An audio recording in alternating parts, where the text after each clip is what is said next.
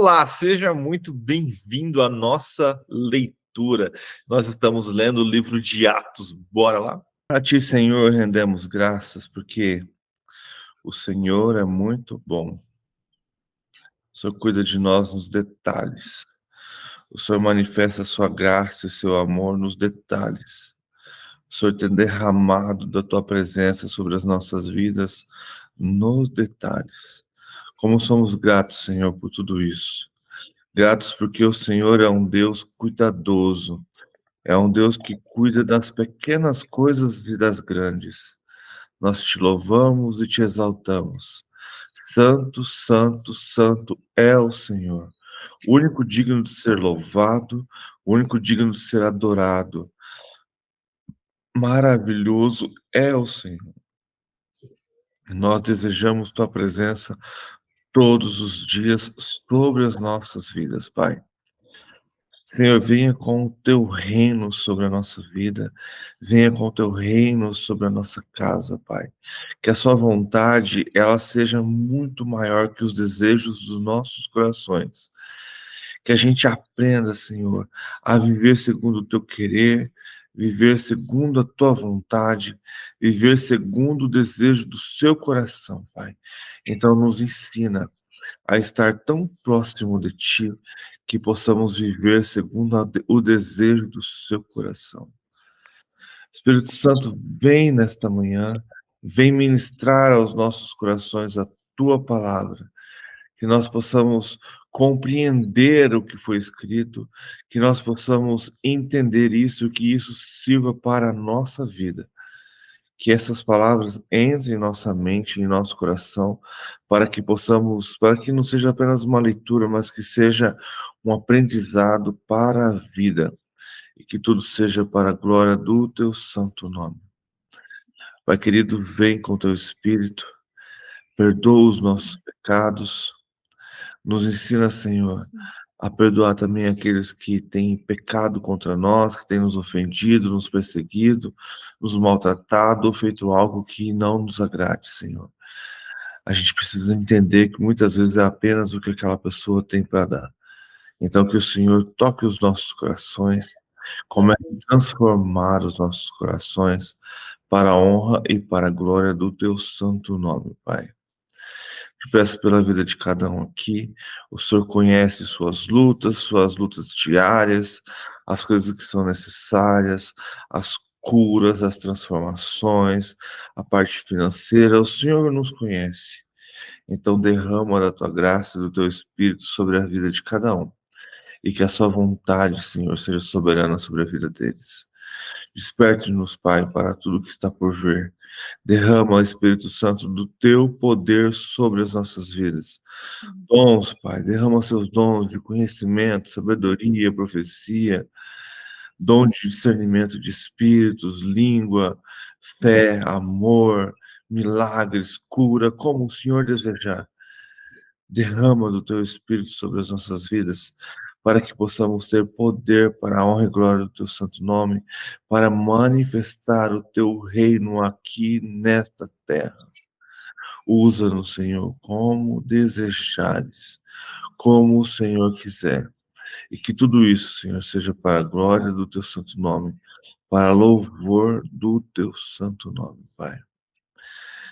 Espírito Santo, seja com a nossa nação, esteja despertando a tua igreja, esteja despertando o teu povo, esteja abençoando os governantes dessa nação e que a gente possa viver a tua vontade e que nós possamos amadurecer ao ponto de entregar as nossas vidas verdadeiramente em tuas mãos, para a honra e glória do teu santo nome, Pai. Seja também ali com Jerusalém, traga paz para aquele lugar, que o Senhor esteja manifestando o teu poder e o teu amor sobre aquele povo, para que eles venham reconhecer no tempo certo Jesus como o Messias. Abençoa também aqueles que não puderam entrar, que o Senhor esteja tocando seus corações, os despertando e os abençoando conforme a tua vontade e o teu querer, Pai. Tem misericórdia de nós, continue ministrando em nossas vidas nesta manhã, continue transformando as nossas vidas, em nome de Jesus. Amém. Amém. A gente está lendo o livro de Atos, capítulo 3. A cura de um mendigo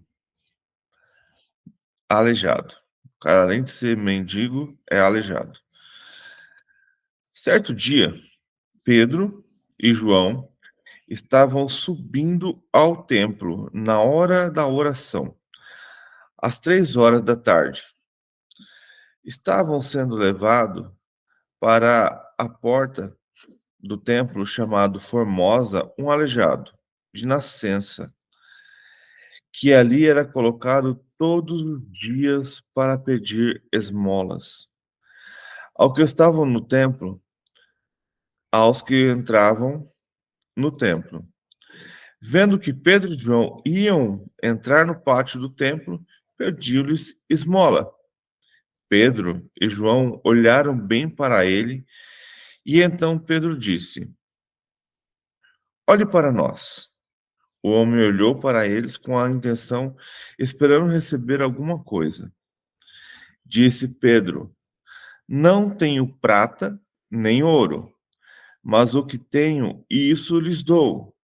Em nome de Jesus Cristo, o Nazareno, ande. Segurou-o pela mão direita, ajudou-o a levantar-se e imediatamente os pés e os tornozelos do homem ficaram firmes. E de um salto pôs-se em pé e começou a andar. Depois entrou com eles no pátio do templo, andando, saltando e louvando a Deus. Quando todo o povo, quando todo o povo no pátio do templo. 9. Quando todo o povo viu andando e louvando a Deus, reconheceu que era ele o mesmo homem que costumava mendigar sentado à porta do templo, chamada Formosa. Todos ficaram perplexos e muitos admirados com o que lhe tinha acontecido. Bom dia, senhor Diego. Bom dia. Só porque você tinha aquela pergunta, achei que você nem ia entrar hoje.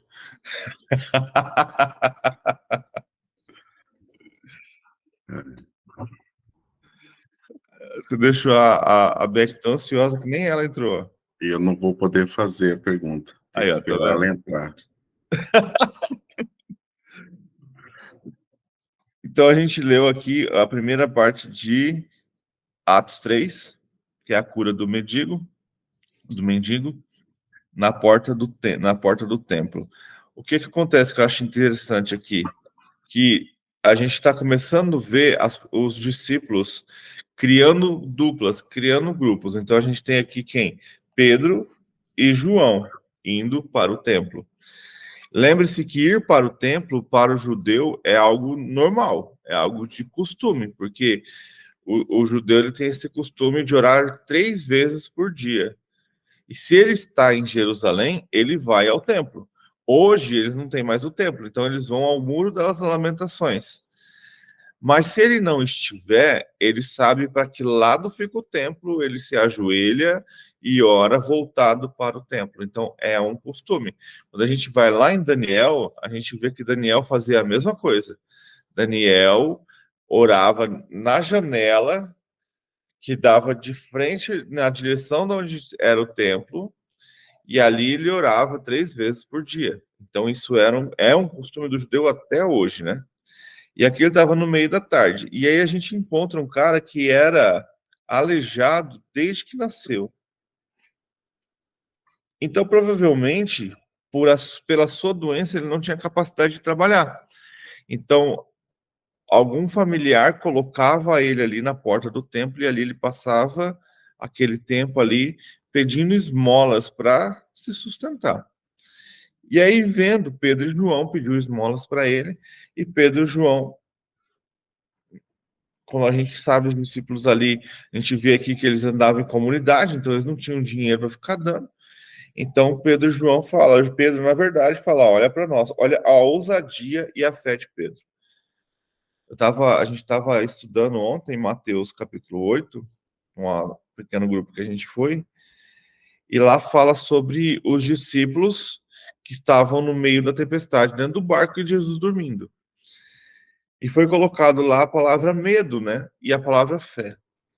O medo, eu estava falando assim, por que que os discípulos sentiram medo? Porque eu acredito que os discípulos só conheceram Jesus verdadeiramente depois que ele ressuscitou.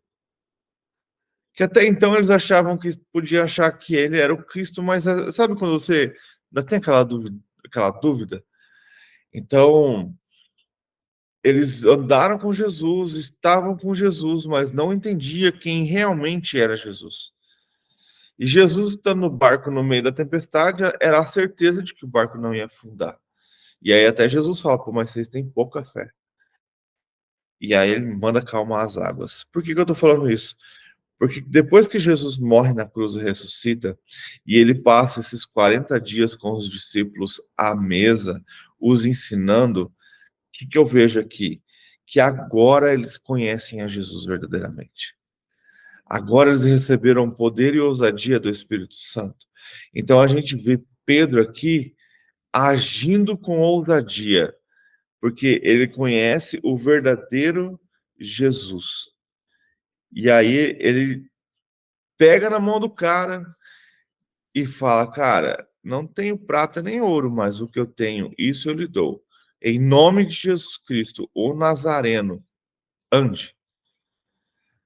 Então, e o cara segurou. E aí, não é só a ousadia de Pedro, é a autoridade do Espírito Santo sobre a vida dele.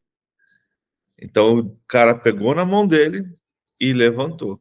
Então, o Espírito Santo derramando sobre Pedro, para aquele momento, o dom de cura. E o cara sai saltitando, feliz da vida dentro do templo. Vai criar problema para Pedro, mas vale a pena. Fala, Fabiana. Nessa passagem aqui, a gente vê, assim, diretamente ele sendo direcionado pelo Espírito Santo, né? Porque, com certeza, é costume do judeu ir orar no templo e ver ali os pedintes, os mendigos, né? E quem que fez ele parar e olhar para esse cara? Foi o Sim, Espírito Santo que falou para ele: para, dá o que você tem para ele. E olha só, Pedro entendeu, né? O Espírito Santo falando com ele, e Pedro falou: olha, eu não tenho ouro nem prata, mas o que eu tenho eu te dou. E olha, o Espírito Santo de Deus derramando isso mesmo, dom da cura na vida de Pedro, é né? isso aí. E aí sim, eles vivendo esse mover do Espírito Santo. E a glória a Deus. E sabe o que é interessante, Fabiana? Que a gente para pensar, que a gente volta no que a gente estava falando ontem. Ele estava indo para o templo fazer o quê? Suas Orar. orações. Você vai perceber que durante o decorrer uma coisa que eles não param é de orar. Não param de buscar, não param de ter intimidade. E quem está orando e tendo intimidade com o Espírito, o que acontece? As coisas são reveladas. O Espírito te fala, o Espírito te mostra o que é para ser feito. E ali o dom da cura não estava em Pedro, e sim era um dom que o Espírito Santo derramou sobre ele naquele momento, para que ele levantasse aquele cara. A gente Eu tem muitas vezes. Pode falar. estava ouvindo uma pregação do Subirá, Luciano Subirá, e ele falando sobre essa intimidade com o Espírito Santo, né? E aí, uma ocasião, eles estavam, não para se gabar, ele falou, mas eles estavam falando sobre exemplos, né, de como o Espírito Santo agia na vida deles, e eles estavam falando sobre o grau de intimidade que eles tinham, né? E aí ele contou um episódio que ele precisava de um documento para fazer uma viagem, e ele tinha ido à igreja em vários lugares, e ele não conseguia encontrar. E ele ganhou a passagem para ir, era um lugar que ele precisava ir, ele ganhou a passagem, mas a pessoa falou para ele, você só vai, não esquece de levar os seus documentos, que vai precisar preencher dados, assim. Então era imprescindível, e ele começou a ficar desesperado, ele perguntou para a esposa, que mulher encontra tudo, né? Homem não enxerga muito não, mas mulher... Aí ele falou assim, meu radar não encontrou. Aí ele começou a ficar desesperado, e aí ele recorreu, ele começou a orar, falando, Espírito Santo de Deus, me ajuda, eu preciso desse documento. E aí, enfim, ele foi direcionando, ele falou para ele, olha, ele disse assim, era como se vinha um flash na cabeça dele, e ele vendo o trajeto que ele fez. Olha só que louco! E ele vendo, e o Espírito Santo mostrando para ele. Aí ele falava, lembra da chuva? Você não pulou aquela poça antes de entrar no carro? E ele viu a carteira dele caindo, porque tinha chovido, e assim, a enxurrada levando dentro de um bueiro. Olha só o grau de intimidade desse homem com Deus. Então, assim, é coisa que a gente fica assim, até embasbacado, fica falando, meu Deus, eu quero isso, quero essa intimidade, quero poder te ouvir, e você conversar comigo e falar comigo. Muito, muito profundo. Tem que buscar. A continuação dessa história ainda é melhor ainda. Mas eu estava lendo o livro. Eu vi tudo, ouvi tudo. Eu ouvi tudo, muito bom também. Eu estava lendo o livro do David Show, da Quarta Dimensão, e ele fala sobre cura, né? E eu acho bem interessante que ele fala assim, e é algo para a gente aprender. O dom de cura, na verdade, todos os dons, quem dá é o Espírito Santo e na hora que ele quiser. Por exemplo, assim, ele não é que você tem o dom de cura, ele age em você com esse dom. Aí o David Show fala assim, se fosse eu que fosse o dono do dom, eu curaria todo mundo que vem doente na minha presença.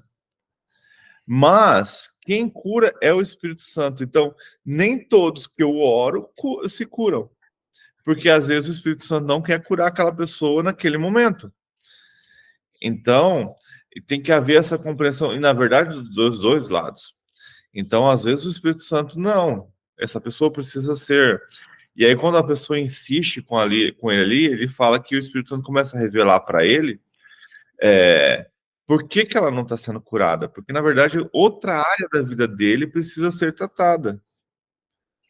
Então, muitas vezes, a gente está ali, a pessoa que tem esse dom de cura, ela acha que ela é dona do dom, e não é. Quem é dono é o Espírito Santo. Quem faz é o Espírito Santo e com quem e como ele quer. Assim como todos os outros dons. Língua, profecia, sabedoria, conhecimento de milagres. Então, quem faz é o Espírito Santo. Está no controle dele.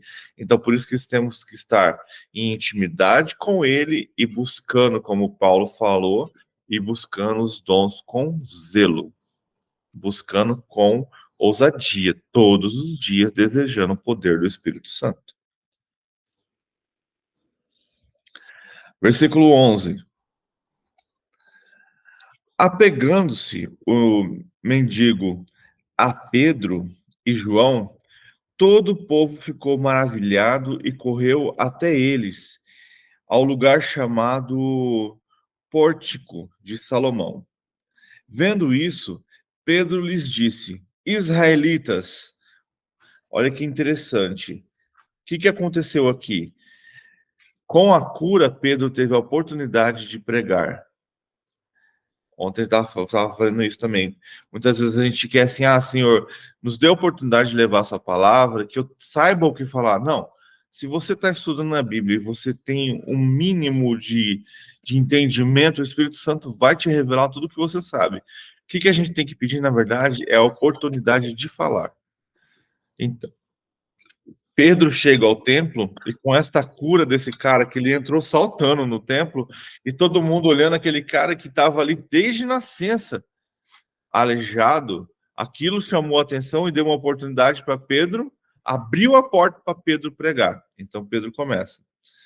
12. Vendo isso, Pedro lhe disse: Israelitas, por que isso os surpreende? Porque vocês estão olhando para nós como se tivesse feito este homem andar por, aleluia, por nosso próprio poder ou piedade.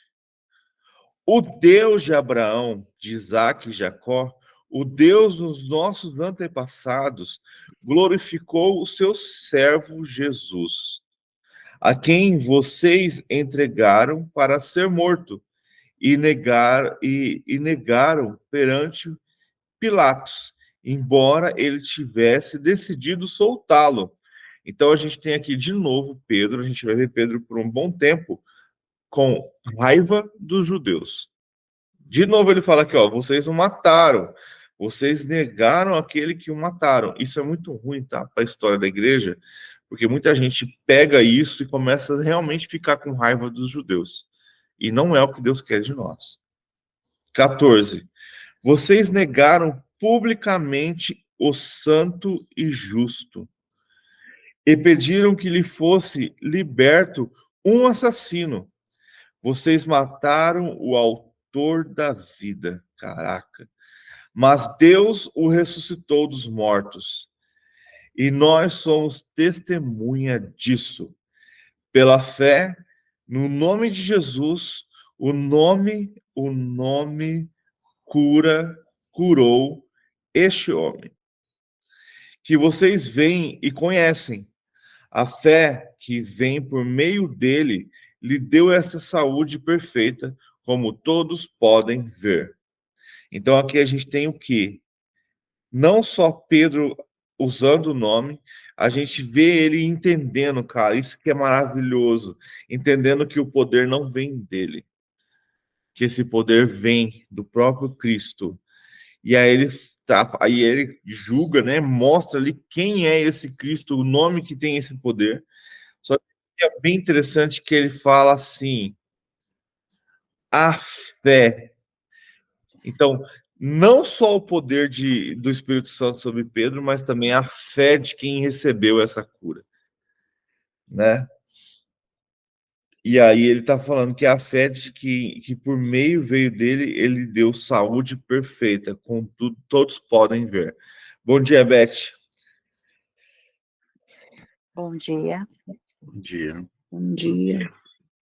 Versículo 17 de Atos 3. Agora, irmãos, eu sei que vocês agiram por ignorância, bem como seus líderes, mas foi assim que Deus cumpriu o que tinha predito por todos os profetas. Então Pedro já começa a entender que a morte de cruz foi necessária, dizendo que o seu Cristo haveria de sofrer. Arrependam-se, pois, arrependam-se, pois, e voltem-se para Deus, para que seus pecados sejam cancelados. Então, Pedro ele continua fazendo a pregação de João Batista e a pregação de Jesus, que é a pregação do quê? De arrependimento.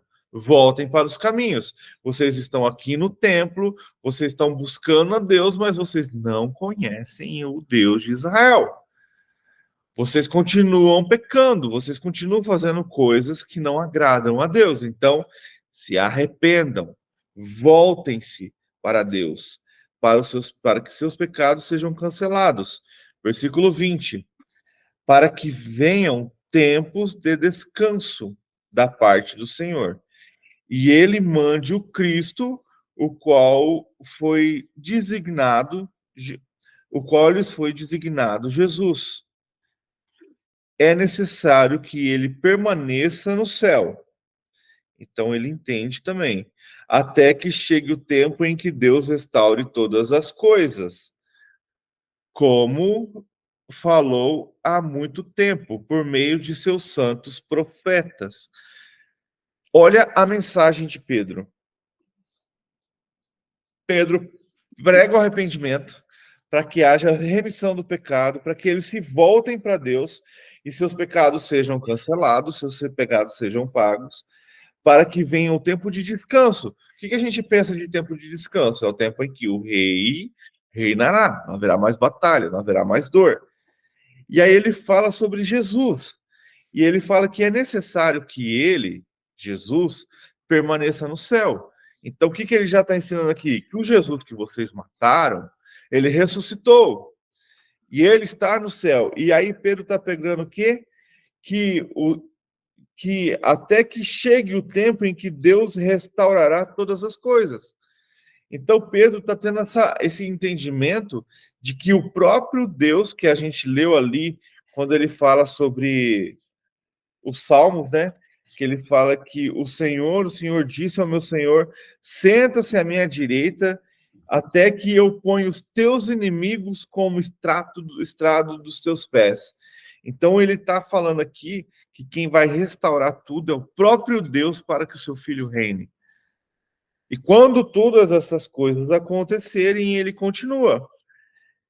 Ele voltará. Então, Pedro já está ensinando. Olha o que falta muitas vezes na nossa pregação, no nosso evangelismo: é pregar que Jesus vai voltar. E aí a gente tem hoje cristãos que não creem mais na volta de Cristo. Ou então que tem aquela velha desculpa, cara, não, já faz mais de 2000 anos, por que vai ser nessa geração? Não, vai ser daqui uns 50, 60 anos. Só que, cara, Pedro pregava e Paulo pregava, a gente vai ver isso, eles acreditavam numa volta já. Que eles acreditavam que Jesus já ia voltar. E o quanto isso é maravilhoso, porque você teme quando você vive desse jeito. Porque você sabe que a qualquer momento o mestre vai chegar. Como está a sua vida? Como você tem se posicionado? Qual autoridade você tem no Espírito?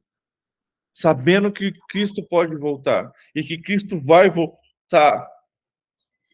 Então os discípulos tinham isso e eles ensinavam isso. Por quê? Porque os profetas profetizaram isso. Os profetas profetizaram. Isaías 53 fala que Jesus ia ser triturado e que o Pai tinha prazer em ver ele sofrendo. Por quê? Porque com o seu sofrimento, todos os nossos pecados, toda uma nação, todo um povo foi salvo. E aí a gente tem, cara, aí a gente tem que Pedro falando sobre isso. Então, a mensagem que o reino de Deus nos leva é essa: é compreender que existe um pecado original onde todos caíram e todos, sem exceção nenhuma, estão designados à ira do Senhor, porque todos pecaram. E aí a gente tem aqui um Cristo que não pecou, porque ele não é nascido da carne, ele é nascido de uma maneira sobrenatural. E aí a gente tem aqui o cara que ressuscitou. Não só morreu pelos nossos pecados, como Pedro está ensinando, que está em Isaías 53. Olha que louco, Pedro está ensinando para os judeus usando a Torá, usando o livro que eles conhecem. Mas, como os profetas profetizaram, ele ressuscitou. E ele vai voltar. Isso é muito massa. Versículo 22. Pois disse Moisés: o Senhor Deus lhes levantará dentre dos seus irmãos um profeta como eu.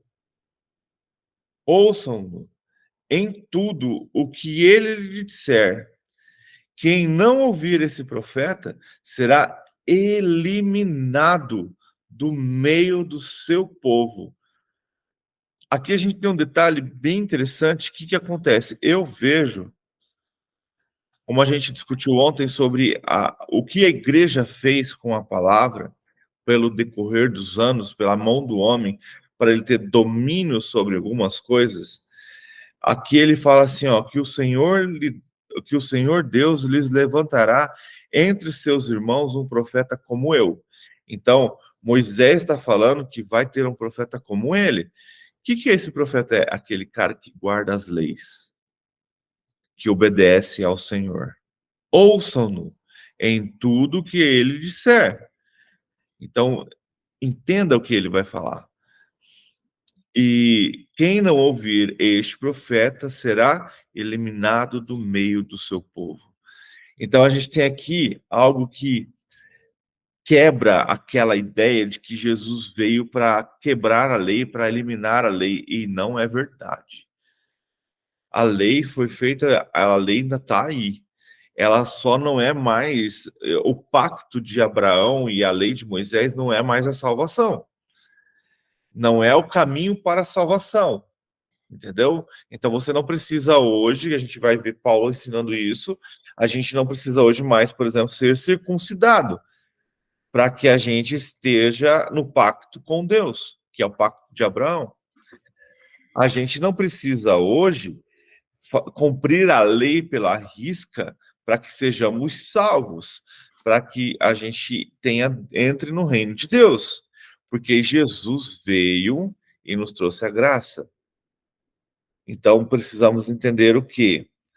Que a lei, ela não foi apagada, ela não foi excluída, ela faz parte do nosso processo e a nossa jornada para o reino. Ela não é motivo de salvação, mas ela continua sendo o princípio da palavra de Deus. Então, quando a igreja vem com esse engano de que a lei passou, a gente está contrariando o que o próprio Moisés falou. E Jesus não veio para isso. Jesus, ele veio, ele cumpriu a lei e mostrou que é possível. Ah, Éder, mas somos pecadores e a lei é tão difícil. Realmente. Por isso precisamos ter intimidade com o Espírito. E todo dia buscando santidade. Você entendeu? Nós somos santos em busca de santidade. Então precisamos todos os dias estar se arrependendo dos nossos pecados. E a gente não precisa hoje mais fazer sacrifício para isso, pois Cristo é o único sacrifício. Então precisamos nos voltar para Ele, em arrependimento e com o coração entregue na palavra dele. Isso faz sentido. Esse é o segredo, né? Para que a gente... E aí, Éder, você falando aí, me veio à mente, sim, era circunciso, né? Era circuncisado quando nascia lá com 8 dias, como está na Bíblia. Daí parece que a circuncisão do nós, depois Cristo ali, quando Cristo veio, foi o batismo, né? E daí não circuncisa mais, mas aí tinha o João Batista veio ali abrindo os caminhos para Jesus, aí se batizava na água lá, era como se fosse uma circuncisão, que Deus fez aquela aliança com Abraão, que era circuncisão. Moisés, desde de lá de Gênesis, veio vindo, aí até Cristo vir em forma de homem na terra, daí virou o batismo para essa circuncisão, passou a ser batismo, não precisa ser mais circuncisado. Lá, hoje em dia, eles fazem isso ainda. Na verdade, é como se fosse um novo pacto. Então, o que Paulo vai ensinar? E com a transferência, né, de circuncisão para batismo. Então, mas o que Paulo vai ensinar? O judeu, até hoje, eles são circuncidados. Eles fazem isso, eles continuam com este pacto. Mas aí, o que acontece num período lá na frente? A gente vai ver. Os judeus messiânicos, né, que até hoje são chamados assim, que eram aqueles judeus que se convertiam, eles se achavam completos, porque além deles aceitarem o Messias, eles eram circuncisos. E aí, quando a palavra foi levada aos gentios, os gentios não eram circuncidados. Então, eles queriam colocar a lei judaica dentro dos gentios. Então, eles pregavam que para a sua fé ser completa era necessário a circuncisão. E aí Paulo ensina, fala, cara, não é bem assim. Que agora a nossa circuncisão não tem mais a ver com um órgão masculino, e sim tem a ver com o nosso coração. O que agora, na verdade, o que precisa ser cortado é o nosso coração. O que precisa ser transformado é o nosso coração. O batismo, ele faz parte de um ritual, de um processo de salvação, na verdade, de entrada do reino. Assim como eu vejo também, por exemplo, sabe a unção dos reis que era feita com óleo na cabeça? Eu tenho uma visão um pouquinho diferente. Eu vejo que Cristo, ele mudou isso quando ele lavou os pés dos seus discípulos. Ele transformou aquela unção de óleo na cabeça e sim para um ritual de lavar os pés que transforma em honra. Então, muitas vezes a gente não entende a importância do lavar os pés. A Mas humildade, né, de se ajoelhar e sim, fazer um bem pro próximo, né? isso traz coisas grandes, cara, a gente não tem noção. E então a gente tem aqui pactos e rituais. E isso não tem a ver com a lei. Entende? O, a circuncisão foi algo entregue para Abraão. E se a gente parar para pensar hoje, por que Deus pediu para fazer esse pacto? Cientificamente é maravilhoso. Por quê? Porque o que é cortado ali ajuda o homem a manter o seu órgão genital limpo. Então ele não leva a doença nem para ele e nem para sua esposa no momento da relação sexual. Então, Deus, além de estar fazendo um pacto com Abraão, ele está cuidando do seu povo. Assim, quando ele fala assim, não coma carne de porco, por quê? Porque naquela época eles não tinham ciência nem medicina para curar e nem sabiam o quanto eles tinham que cozinhar a carne do porco, porque ela pode trazer doenças que vai matar toda uma população. Quando a gente pega outros tipos de peixe, por exemplo, que ele fala para não comer, hoje a gente sabe que tem peixe que tem veneno. E que se você não souber preparar, você morre. Então, quando a gente vê as coisas que são colocadas, algumas coisas ali dentro que a gente chama das leis de Moisés, né, que são 613, se não me engano, cara, é para proteção do povo. É para proteção do seu povo. E Deus, como eu falei, Deus vai cuidando dos pequenos detalhes. E ele não precisava explicar assim, olha, Abraão, você vai precisar fazer uma cirurgia, uma circuncisão, cortar ali o prepúcio, para que você não carregue doença para sua esposa. E para que vocês não fiquem infectados no meio de um deserto e morram todos. Entende? Então, é o cuidado do Senhor. E aí, quando a gente traz para hoje, Paulo fala, cara, isso já passou, isso não é mais necessário, isso mudou. Então, o que precisa ser circuncidado é o seu coração. O que precisa hoje ser transformado é o seu coração. E em vão é a circuncisão se o seu coração não for quebrantado diante do Senhor. E é interessante que a gente vê nos pequenos profetas, muitas vezes, Deus falando, cara, você pode rasgar sua roupa, você pode ser circuncidado, você pode fazer o que você quiser. Se você não se arrepender e quebrantar o seu coração, eu não vou ouvir sua oração. Então, o que precisamos entregar é o coração. Ah, então esquecemos a lei. Não, ela é princípio. O princípio, a base do reino de Deus está nas leis que ele deu para Moisés. Como que o próprio Deus vem à terra e apaga as leis que ele deu? Está errado. Entende? Então, a igreja transformou as leis do Senhor em algo que a gente não precisa ser cumprido. E é mentira. Isso é mentira. Porque a lei básica é não matarás. E aí a gente tem lá Paulo falando em Efésios: os assassinos não herdarão o reino. Não é a mesma coisa? E não matar, né? Você entende? Então, não roubarás. Aí a gente tem lá, Paulo, o ladrão não herdará o reino. Então, o que acontece? Não mudou. O que mudou foi a maneira de sermos salvos. Os nossos pecados foram perdoados por Cristo e hoje somos salvos através da fé que o Espírito Santo coloca em nosso coração e em crermos em Jesus Cristo como nosso Senhor e Salvador. E proclamar isso com a nossa boca. Aí começa-se uma jornada.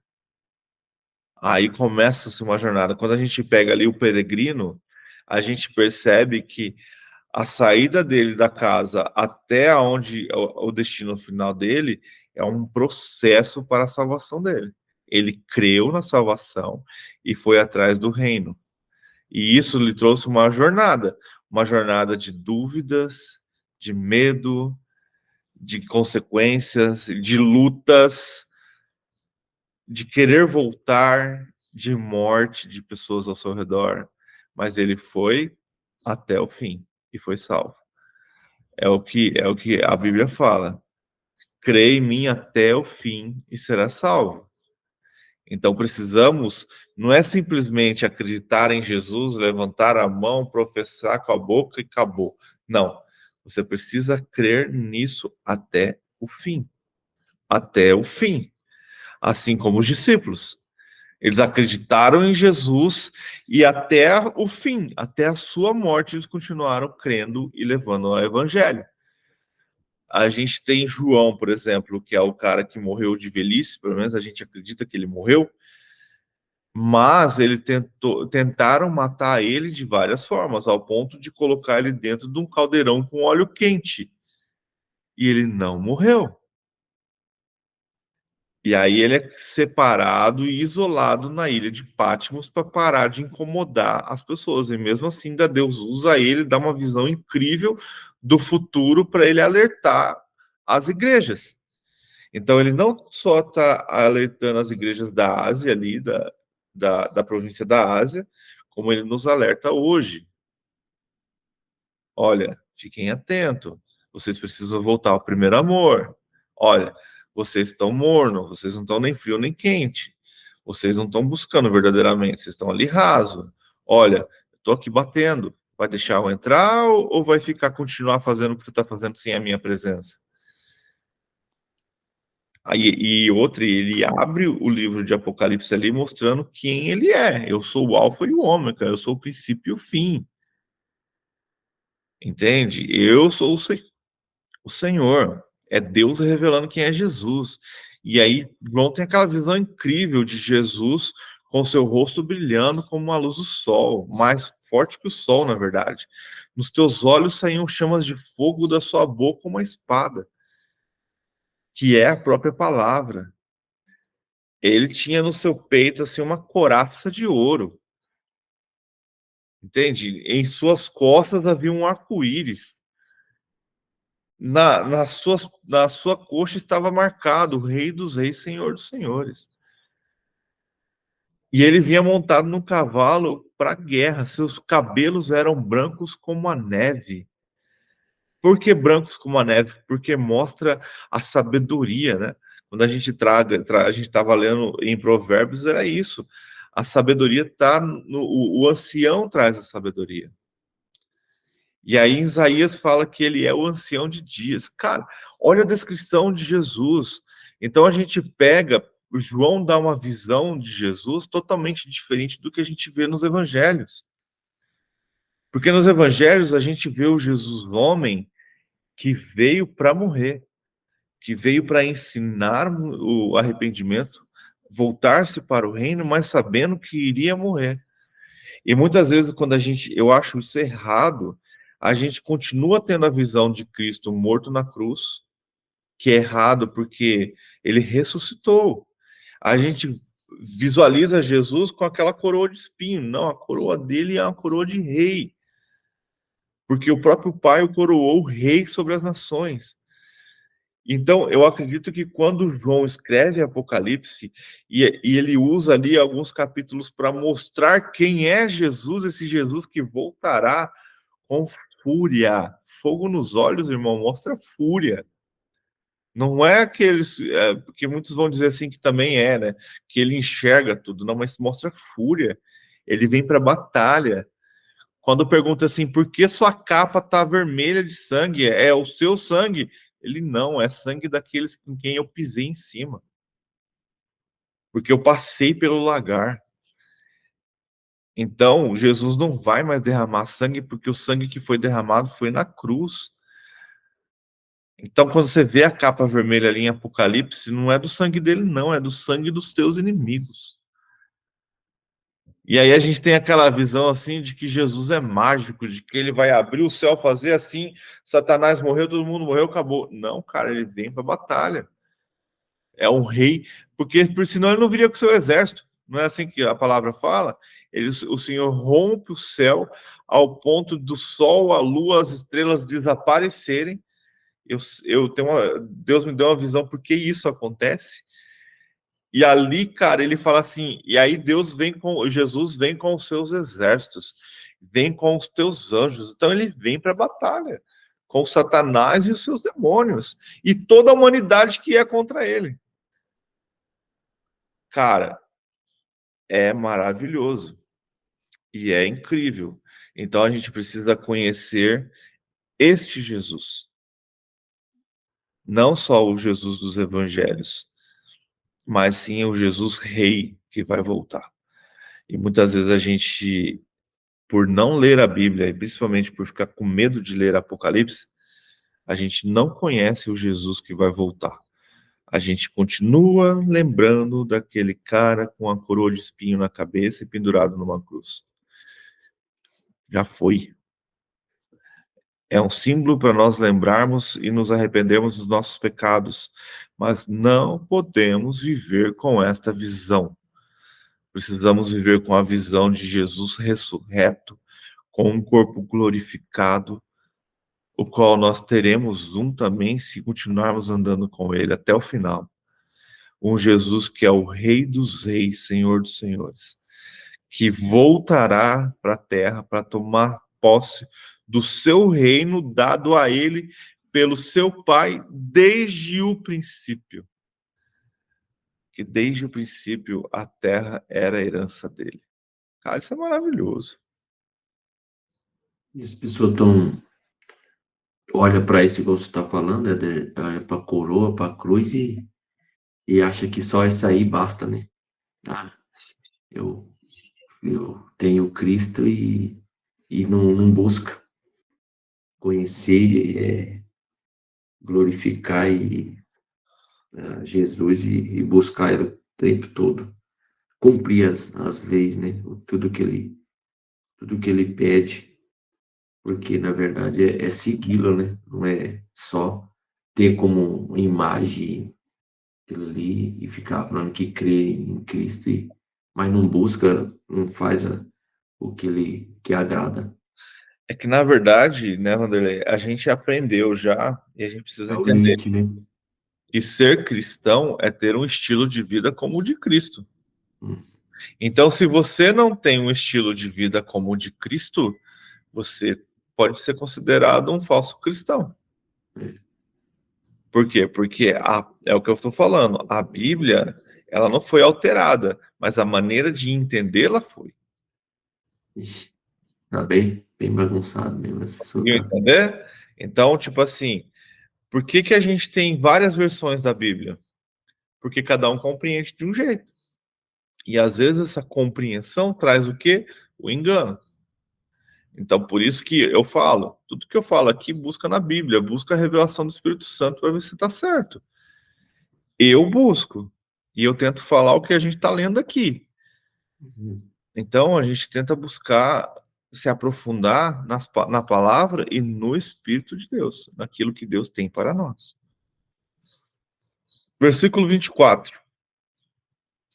De fato, todos os profetas de Samuel em diante, um por um, falaram e predisseram esses dias. Olha que interessante. Então a gente tem todos os profetas desde Samuel para frente, anunciando Cristo. Eu tenho um PDF depois, bem interessante, que fala assim, são 150 capítulos falando sobre escatologia, falando sobre a volta de Cristo. E a gente não conhece, não sabe escatologia, porque a igreja tem medo de ensinar. Isso é muito sério e muito perigoso. Versículo 25. E vocês são herdeiros dos profetas e da aliança que Deus fez com os seus antepassados.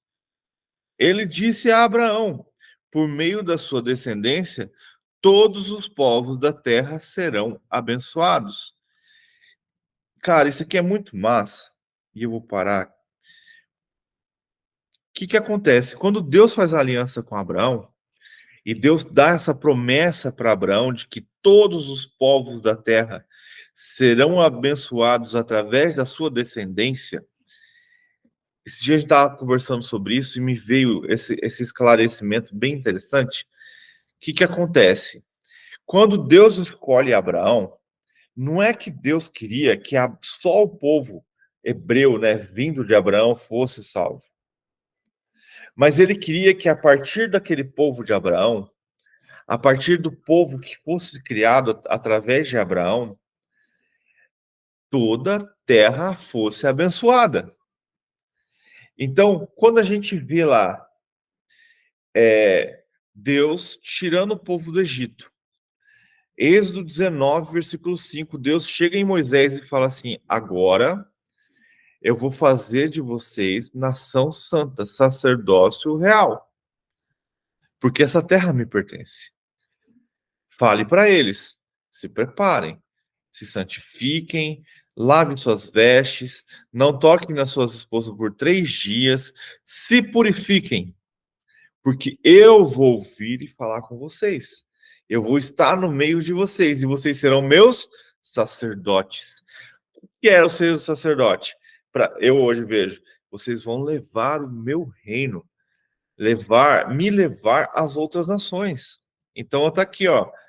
Através do povo de Abraão, todos os povos serão abençoados.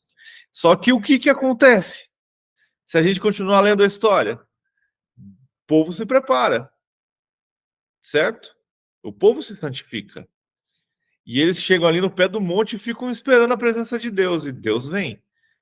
Deus vem com fogo, com raio, com trovão, terremoto, sobre uma nuvem. E fala que eles ouviram Deus falar.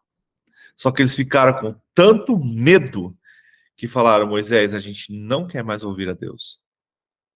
Vai você, fale com Deus, tipo assim, vá lá e morra no nosso lugar, porque a gente não quer morrer. E tudo que ele falar com você, nós vamos acatar, nós vamos acreditar e obedecer você. Mas a gente não precisa mais ouvir a Deus. Então, a nação de sacerdotes reais cai por terra, porque o povo não quis. E aí o que a gente tem? Aí a gente tem todo o processo de novo. A gente tem reis, a gente tem profetas, a gente tem sacerdotes, e sempre um e o outro, né? Não era toda a nação. E aí a gente vê Jesus vindo. E Jesus foi considerado um sacerdote e um profeta. E aí a gente tem Jesus lá na frente como um rei. Então é restaurado, como Adão era também um sacerdote real, é restaurado em Jesus o sacerdócio real. E aí quando a gente vai lá em 1 Pedro 5,9, se eu não me engano, e quando a gente vai lá em Apocalipse 4, que Deus fala assim, agora vocês são meu sacerdócio real, adoradores do Deus vivo e reis dessa nação. Só que para isso precisou ter uma Bíblia inteira e uma história gigante. E precisou Jesus voltar a ser rei, para que o povo acreditasse e entendesse. Então, o que nós somos hoje? Povo abençoado, sacerdotes, nós somos hoje sacerdotes reais, e nós estamos com a missão de o quê? De abençoar todos os povos, de levar esse evangelho a todos os povos. É isso que Deus espera de nós. Versículo 26. E tendo Deus ressuscitado o seu servo, enviou-o primeiramente a vocês para abençoá-los, convertendo cada um de vocês das suas maldades. Então ele tá falando aqui que quem converte cada um é o próprio Deus, é o próprio Espírito. Tendo Deus ressuscitado, seu servo enviou-o primeiramente a vocês, para abençoá-los, convertê-los de cada um de vocês da sua maldade. Então, Deus, tendo ressuscitado ele, enviou primeiramente para vocês. Quem é vocês? Para quem que ele está pregando? Para os judeus. Então, a missão nunca acabou. O evangelho para os judeus sempre teve ali. A gente está lendo isso. Então, primeiramente foi enviado a vocês.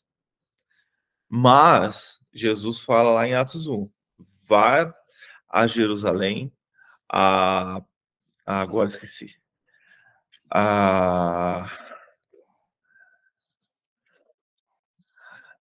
Só para ficar certinho o que ele fala aqui.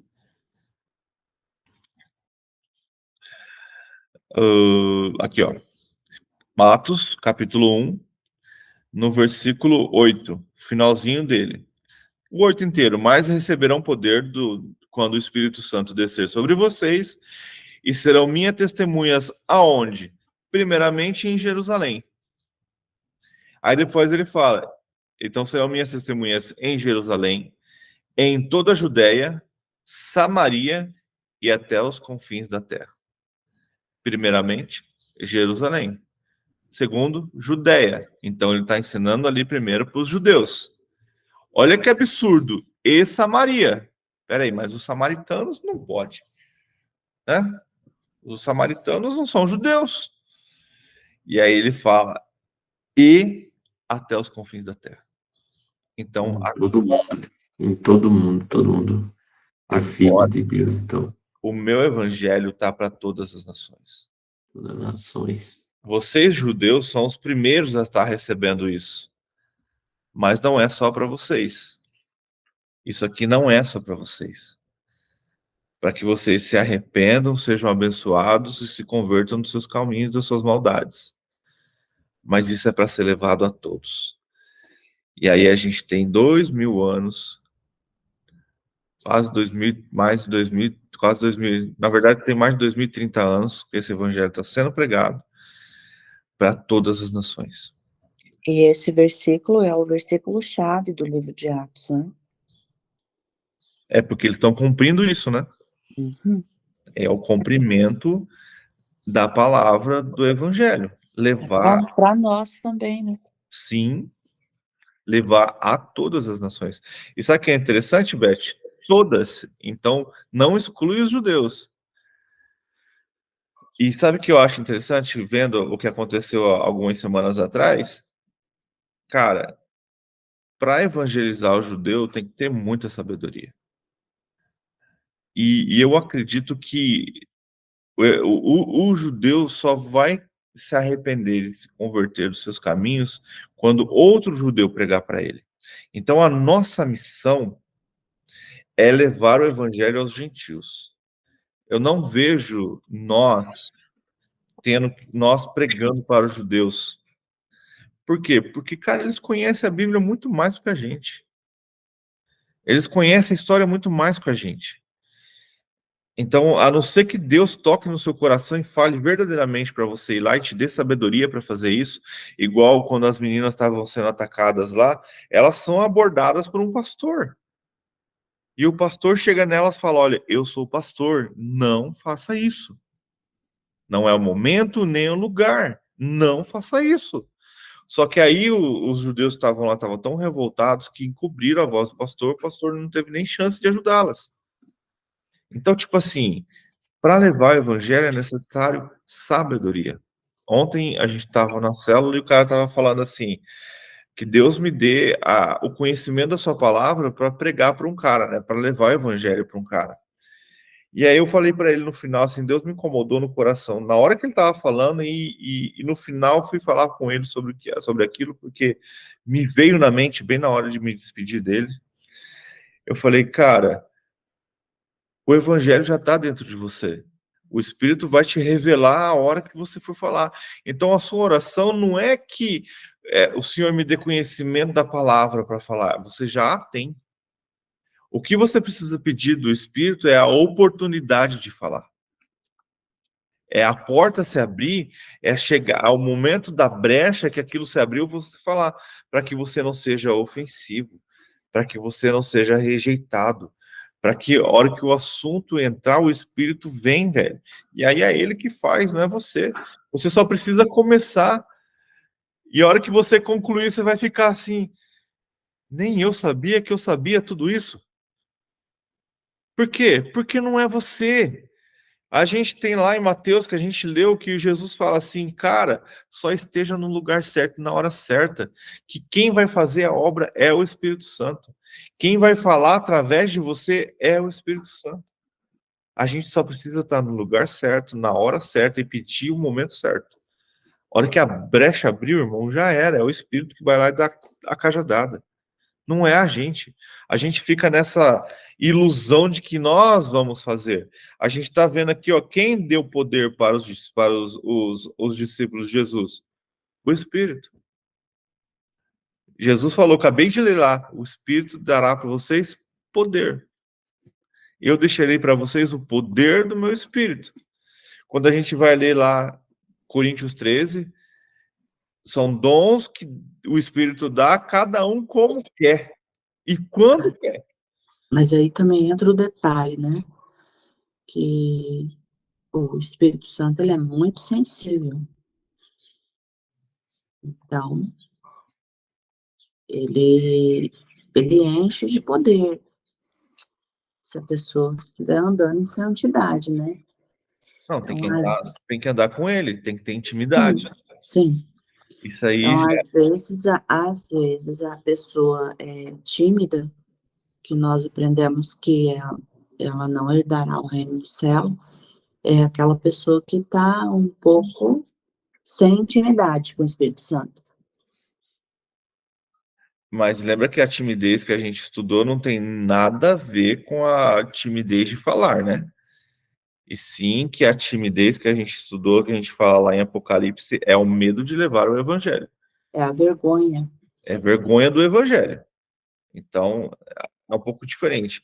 E a timidez, ela é vencida, só basta você querer. Aí eu já não estou falando da vergonha, estou falando da timidez mesmo. De ser uma pessoa que não tem coragem de falar. Cara, é só começar a falar. Mas isso que você falou é real. Qual é a medida que você quer do Espírito? É a quantidade que você busca. Qual é o poder que você quer ter? Eu acabei de ler ali, a gente estava falando. Que os discípulos, no começo do capítulo 3, o que eles estavam fazendo para que eles curassem aquele cara? Eles continuaram orando. A gente tem os discípulos aqui orando 10 dias depois que Jesus sobe aos céus e recebendo o sopro do Espírito. E recebendo o poder do Espírito. E aí a gente tem a continuação da história, porque aqui ele fala certo dia, então já passou algum tempo depois do Pentecoste. Eles ainda estavam indo no templo fazer o quê? Orações. Então eles estavam o tempo todo fazendo o quê? Buscando ao Senhor.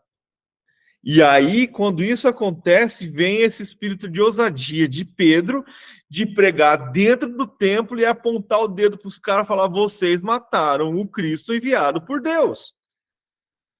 Olha essa loucura. E vocês precisam do quê? De se arrepender e voltar para Deus. Olha a ousadia de Pedro pregando dentro do templo. Então, precisamos realmente, para termos poder do Espírito, é necessário buscá-lo, é necessário ter intimidade, é necessário conhecimento da palavra, é necessário... Cara, a gente estava falando sobre isso, vou até entrar nisso.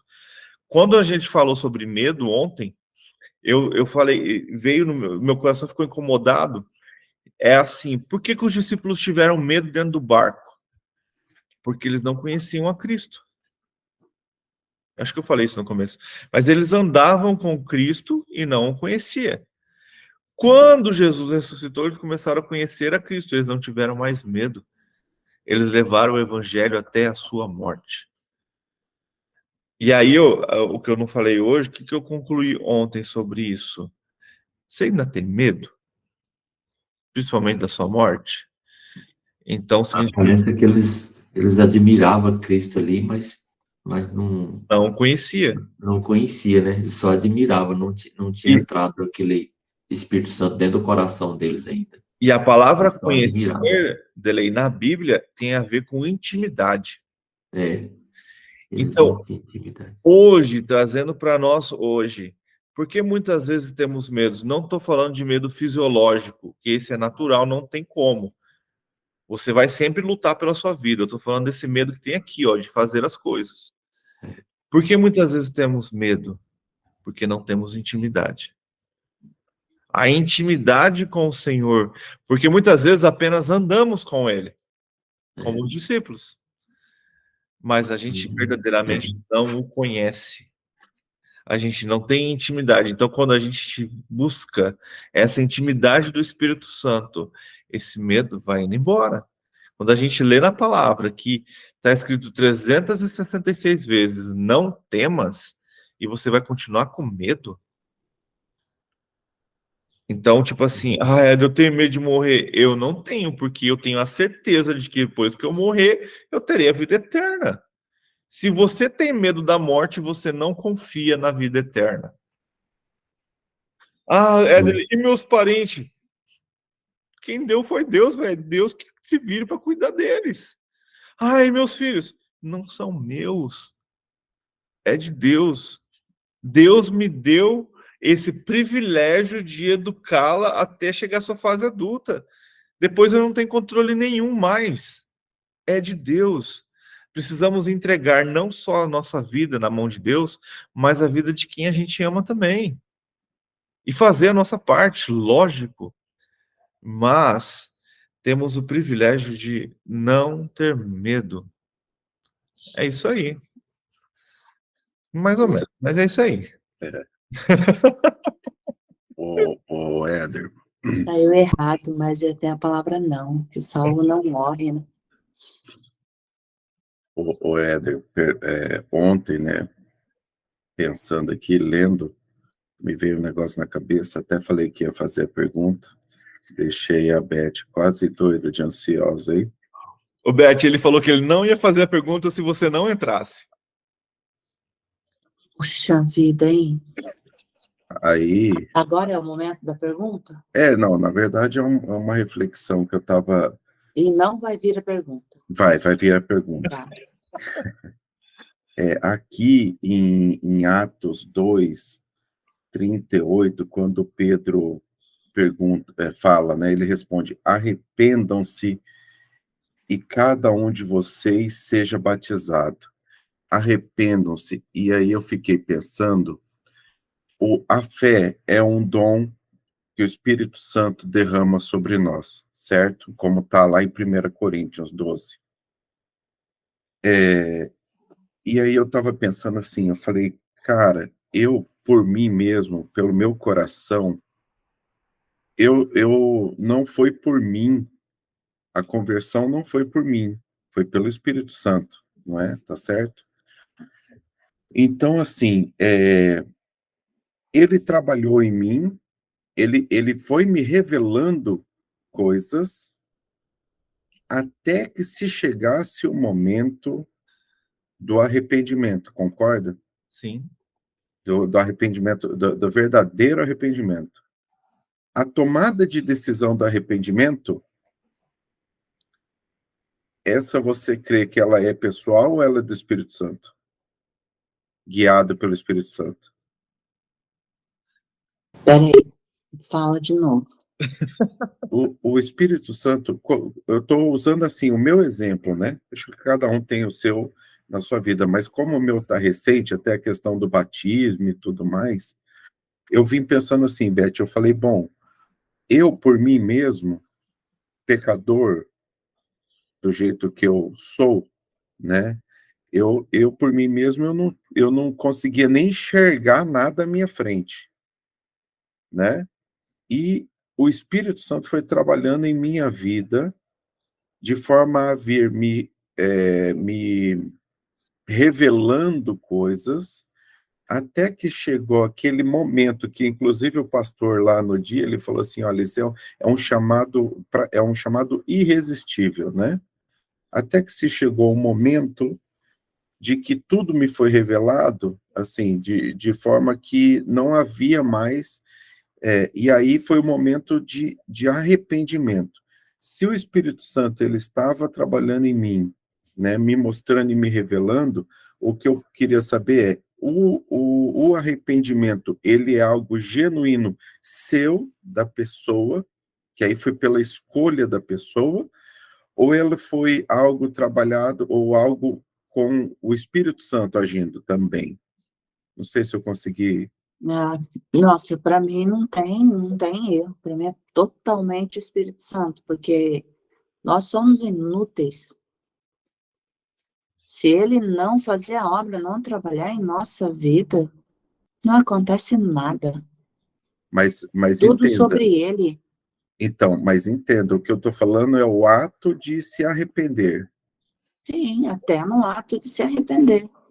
Ele te mostra, ele te abre a visão, te mostra o caminho que você deve escolher. Aí é a hora do livre-arbítrio. Mas ele te orienta desde esse momento. Para mim é tudo sobre ele. Diego, eu vejo assim, ó, existe uma discussão muito grande sobre livre-arbítrio. Isso. E para mim, de verdade, o livre-arbítrio, ele para mim, ele só é duas escolhas. Nós temos livre-arbítrio sobre duas escolhas: aceitar ou negar Deus. Isso é o livre-arbítrio. Eu acredito dessa forma. Eu tenho livre-arbítrio de não acreditar em Deus e viver a minha vida dessa forma. E aí realmente eu vou ser livre.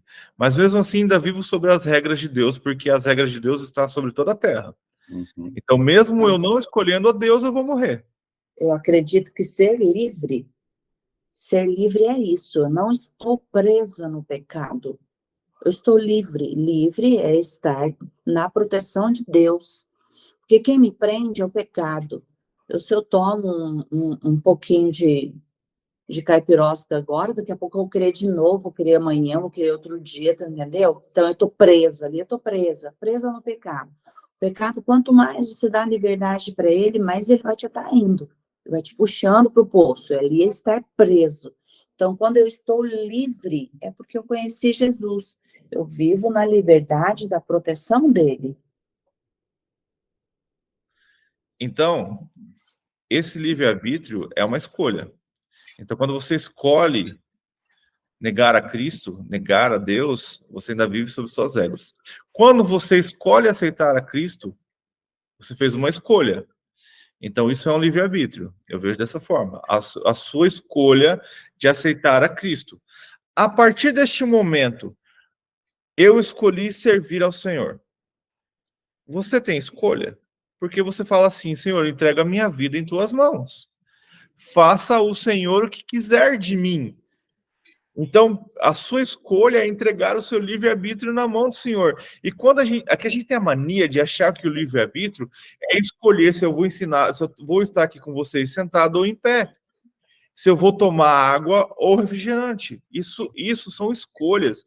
Quando a gente fala de livre-arbítrio, tem algo muito mais profundo. E aí, quando você fala que se o arrependimento vem ou não do Espírito, eu acredito que o arrependimento é um processo de transformação que o Espírito vai colocando no seu coração. Por quê? Porque ele nos faz ver os nossos pecados e ter um arrependimento. Por quê? Diego, o que é pecado para você, por exemplo, muitas vezes não é para mim. Por Eu quê? vejo como vir dele, porque ele abriu os olhos. Para que a pessoa entre no arrependimento, ela tem que estar sensível e estar aberta. Agora, se ela se fechar e tiver com a mente cauterizada, presa no pecado, aquela pessoa que vem para a igreja, está dentro da igreja, mas trouxe aquela carga de pecado, continua fazendo, para mim a mente está cauterizada, ela não deixou se entregar ao Espírito Santo, que ele é sensível, não se deixou por ele, ser comandada por ele, ela não consegue deixar nada daquilo, a pessoa ainda está presa, a pessoa ainda não está liberta. Tem muitas coisas que ainda aprende ali, sabe? Então, assim, essa pessoa, ela não recebe mais coisa, não tem mais dom, assim, para vir, porque tem muita coisa para se ganhar com o Espírito Santo, e a pessoa está presa. Então, mas isso tem a ver com a jornada. A gente está falando aqui sobre o início de uma jornada. No início, se a pessoa não se abrir, não dar lugar ao Espírito Santo, não vai haver arrependimento. Nós não temos essa capacidade. Peraí, gente, Pode falar. Eu entendo assim, esse processo de conversão genuína é sim, é o trabalhar do Espírito Santo na nossa vida, ele vai mostrando, ele vai trabalhando, mas a decisão, né, é minha. E esse é o livre-arbítrio, essa é a parte eu escolho Deus, eu escolho estar com Ele. Então, essa é a conversão genuína. Então, tem sim o trabalhar dele, mas a decisão tem que partir de mim. Ele mostra para mim, olha, é isso aqui, eu quero te proporcionar isso. Ele não vai te pegar pela garganta e falar, e não vou te deixar sozinho, e vou estar com você. Então, você decida. O que você quer? Só nesse momento que é o livre-arbítrio, praticamente. É a escolha. Mas essa é a conversão genuína. Você decide se quer ou não. Você decide se quer estar com Deus ou não. E a partir deste momento, é o que a gente está falando aqui. Aí o Espírito começa a te convencer dos seus erros e pecados. Sim. Não sou eu, Diego, que aponto para você e falo, cara, isso aí que você está fazendo é pecado. Quem tem que convencer é o Espírito. Sim. Eu posso te mostrar que você está caminhando no caminho errado. Por eu estar numa jornada maior, já ter conhecido algumas coisas, eu falo, cara, nesse caminho você vai se machucar. Se eu fosse você, eu mudava de rota. Só que cabe a você buscar essa revelação do Espírito Santo também. E isso tem que fazer sentido para você. Isso tem a ver com a profecia. A profecia é isso. Eu vou chegar e falar, olha, vou te exortar, volta. Lembra que Jesus fez com a igreja lá? Vocês eram uma igreja dedicada, mas em algum momento vocês perderam o primeiro amor. Volte ao primeiro amor, porque senão vocês vão pagar o preço muito caro. Vou ter que riscar o nome de vocês do livro da vida. Então, tipo assim, é o Espírito que nos convence de tudo. Então, esse arrependimento é necessário primeiro para nós hoje já. Lembra que Pedro aqui está pregando para judeus que já conhecem a Deus. Ele não está pregando para pessoas que nunca ouviram falar desse Deus. Eles estão pregando para quem já sabe o que significa a palavra arrependimento. Ele está pregando para judeus que sabe que precisa voltar para Deus. Então, a gente tem aqui, aí quando a sua pergunta, eu, Éder, acredito que é o Espírito Santo trabalhando no seu coração. Ele pode usar pessoas como pode usar o seu subconsciente. Mas isso que a Fabiana falou é real. Quem convence, o livre-arbítrio para mim é isso, é o convencer de que você precisa de Deus. A partir do momento que você aceita Cristo, pelo menos eu desejo que o meu livre-arbítrio esteja na mão dele. Eu entrego minha vida na mão dele. Só que muitas vezes o que acontece? A gente faz assim, senhor, toma, não, me devolve. Não, senhor, toma, não, me devolve. Não, senhor, toma aqui, não, me devolve. Só que aí a gente entra no engano de escolhas. A gente muitas vezes acha, por não entender e não buscar esse conhecimento, que livre-arbítrio tem a ver com escolha. E tem a ver com escolha, mas você entendeu que é outro tipo de escolha? Não essa escolha se eu vou acordar e escovar o dente ou não. Se eu vou hoje trabalhar ou não. Isso é uma escolha. A gente chama isso de livre-arbítrio, mas não tem a ver com o livre-arbítrio da Bíblia. Não tem a ver com escolher Deus ou não.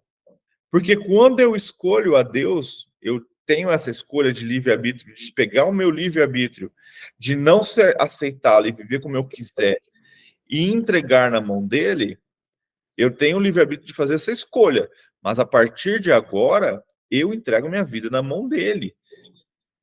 Ele faz como quiser. E aí, quanto mais próximo do Espírito, mais você vai perceber que é melhor deixar que ele faça as escolhas por você. Então, é ele que vai te convencer se a caipirinha faz bem ou não. É ele que vai te convencer se tomar aquela cerveja no final de semana vai fazer seus filhos cair no erro no futuro. E não adianta você chegar e falar para a pessoa, ah, não, isso é pecado. Não, Não, isso porque aí quem é o convence livre-arbítrio. Não. O que o Espírito Santo fala para um é diferente com o outro. Ele trata de forma diferente cada pessoa. porque quem convence é o Espírito. Isso se chama literalmente graça. A graça é esse significado, é você entender que é o Espírito Santo que revela o seu pecado e não as pessoas, e é o Espírito Santo que te convence da mudança. Mas para isso você precisa estar em conexão com ele. Você precisa estar buscando ele. E aí, aos poucos, ele vai te transformar. É o que eu falei. O que é pecado para um não é para outro. Por exemplo, vou dar um exemplo. Hoje eu não quero mais. O Espírito tem me tocado e eu quero mais ele. Então, mas para mim não era pecado nenhum comprar uma cerveja e tomar. Por quê? Porque eu ficava só nela, estava feliz da vida. Agora, e a felicidade não está no alto, tem que encontrar a felicidade no Espírito Santo. Agora você imagina um cara alcoólatra que se converte. O que vai acontecer com ele se ele tomar uma cerveja? Ele cai.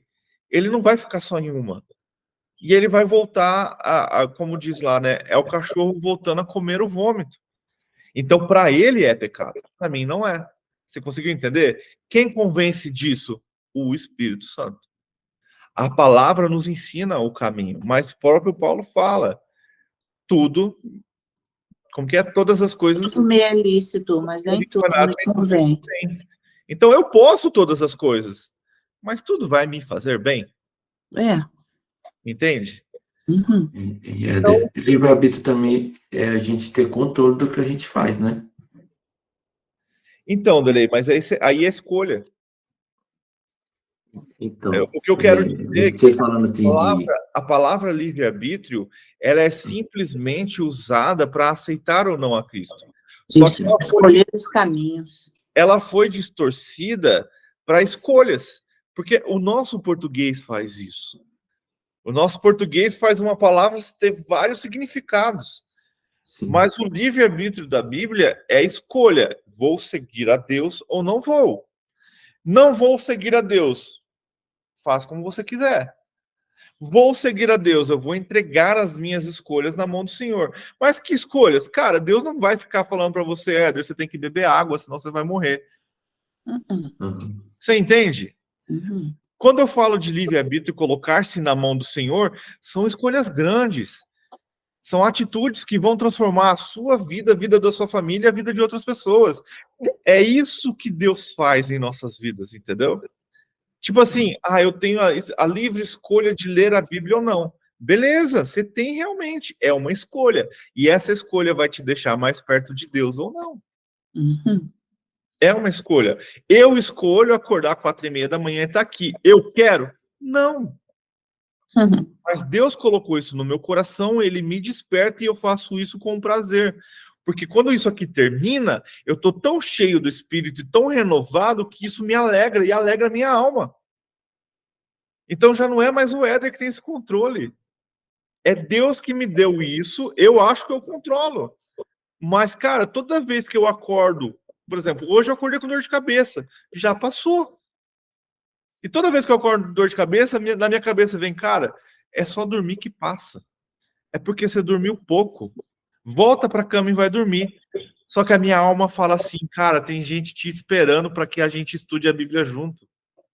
Você consegue entender o compromisso público que faz você renovar e mudar as suas escolhas? Isso é livre-arbítrio? É de uma escolha. Porque é Deus controlando a minha alma, controlando o meu ser e me trazendo aqui. E essas palavras que eu estou te falando é o Espírito fazendo, porque eu não tenho esse conhecimento. Esse conhecimento veio de onde? Das buscas que eu fiz, de outras pessoas que eu ouvi, da palavra que eu li.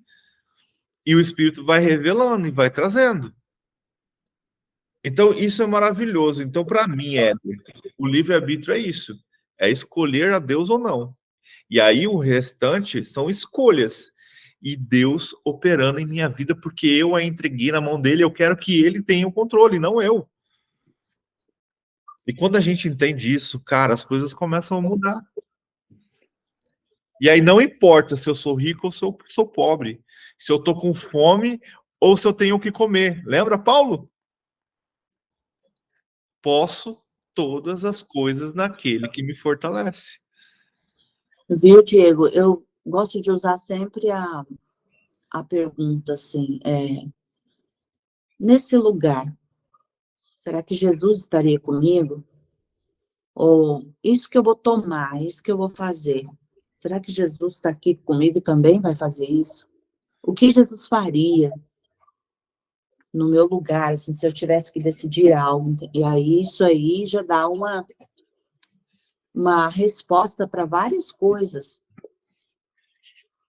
Sim, Respondeu, meu irmão? beleza. Ou criou mais confusão? Não, tranquilo. Na verdade, eu já vinha pensando e lendo e refletindo sobre, né? A minha linha também é essa mesma, entende? Porque se você não, se o Espírito trabalha em você, ele te revela coisas. Agora, a tomada de decisão é sua. Porque se não fosse assim, nós seríamos apenas robôs já programados. A, Entende? a linha calvinista, eles acreditam que você não tem escolha. Então, Que você é o eleito, que de algum momento o Espírito vai te catar e já era. Entendeu? Eles acreditam que não há livre-arbítrio, que não há essa escolha. Que Deus, desde o princípio, escolheu quem vai para o céu e quem vai para o inferno. Que nós não temos essa livre escolha. Então, e isso é muito perigoso, porque isso nos faz, muitas vezes, ser acomodados. Mas eles têm uma base nisso aí, Éder, porque Tem, todos têm base bíblica. porque eles pegam naquela parte que é assim, quando Jesus estava falando em parábolas. Ele falou em parábolas porque eu não quero que todos entendam. Sim. Não, e ele fala também na cruz, né? Obrigado por aqueles que o Senhor me deu. A gente acabou de ler aqui, ó, também ali, ó, do que o Diego falou ali, tá? Em Atos 2, que ele fala sobre todos aqueles que Deus chamar. No finalzinho do versículo que a gente leu ali, no 39. Para todos que estão longe, para todos a quanto o Senhor, o nosso Deus, chamar. Então, só os chamados serão salvos. Só que isso nos leva Porque esse chamado dá para ser assim, aqueles que abriram o coração. Dá Né? para ser várias coisas. Mas essa ideia de eleição, a presbiteriana prega muito forte isso. O que acontece? Traz um engano para alguns, né, que é aqueles que não se aprofundam na Bíblia e só fica com essa ideia, eu sou eleito, porque 1 Pedro ele fala também, vocês são geração eleita. Aí ele fala assim, eu sou eleito, eu sou o escolhido do Senhor. Não importa se eu peco ou deixo de pecar, eu vou ser salvo porque eu sou eleito. Consegue entender? Isso é um erro por falta de conhecimento. Super erro. Entendeu? Então, o que acontece? E eu já ouvi gente falar isso. Então, o que acontece? Precisamos, além da doutrina humana de arminiano que acredita no livre-arbítrio, ou de Calvino que acredita no livre-arbítrio de uma outra forma que não existe, que só os eleitos serão salvos, precisamos se aprofundar na palavra. Conhecer as linhas, é necessário conhecer o pensamento desses caras e compreender dentro da palavra. Eu, Éder, busquei revelação do Espírito e busquei pessoas falando sobre isso. E eu tive essa compreensão de que o livre-arbítrio, a palavra livre-arbítrio tem a ver com escolha de salvação. Escolho a Deus ou não escolho a Deus. Depois disso, são escolhas humanas. Ou então viver segundo a vontade de Deus. beleza. Bora finalizar? 6h45. Deus é muito bom. E eu gosto muito disso, porque a gente vai cada vez mais aprendendo e se aprofundando na palavra do Senhor. O Beth, você pode orar pela gente, por favor? Pai querido, santificado seja o teu nome, glorificado seja o teu nome. Esse momento foi glorioso porque a tua presença esteve conosco o tempo todo. Pai de amor, vem com tua graça, com tua unção nas nossas vidas, sobre esse dia. Espírito Santo de Deus, continua ministrando aos nossos corações tudo que aprendemos. Tudo que aprendemos, não venhamos a esquecer, para que possamos colocar em prática. E o transbordar do teu Espírito seja fluente nas nossas vidas em todo o tempo, Pai. Abençoa as pessoas que estiveram aqui neste momento, as pessoas que não puderam entrar. Desperta cada um, ó Pai, para estar aprendendo mais da tua palavra. Se conosco, Jesus. Não é o que nós te pedimos hoje e sempre, para a honra e glória do teu nome. Ó Paizinho, nós te amamos. Em nome de Jesus. Amém. E assim a gente finaliza mais uma leitura, a gente leu mais um capítulo de Atos. Na verdade, a gente tem estudado isso palavra por palavra, texto por texto, e como o Espírito Santo tem nos revelado coisas maravilhosas. Que você seja abençoado e que você sinta o desejo de estar com a gente ao vivo e acrescentar este conhecimento sobre nossas vidas. Que Deus te abençoe e que Ele te dê o desejo de buscá-lo todos os dias, mais e mais.